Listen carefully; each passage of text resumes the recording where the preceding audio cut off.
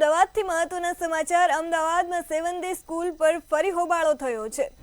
Ahmedabad 7 day સ્કૂલને લઈને ફરી હોબાળો થયો છે। આ ઘટનાને લઈને અમદાવાદની 7 ડે સ્કૂલનો એબીવીપી દ્વારા સ્કૂલની માન્યતા રદ કરવાની માંગ કરાઈ છે। શાળાનો વહીવટી સરકાર હસ્તક કરવાની આ માંગ ઉઠી છે। 7 ડે સ્કૂલ પર તેને ડીયુ કચેરી એબીવીપીના દ્વારા કાર્યકરોનો ઉગ્ર વિરોધ કરવામાં આવ્યો છે।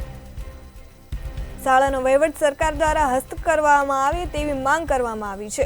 શાળાનો વહીવટ સરકારના હસ્તક કરવા માટે માંગ ઉઠી છે। અમદાવાદ 7 ડે સ્કૂલને લઈને ફરી હોબાળો થયો છે।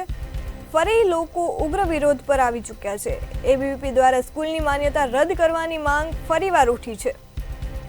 શાળાને લઈને વહીવટી સરકાર હસ્તગત કરવામાં માંગ ઉઠી છે।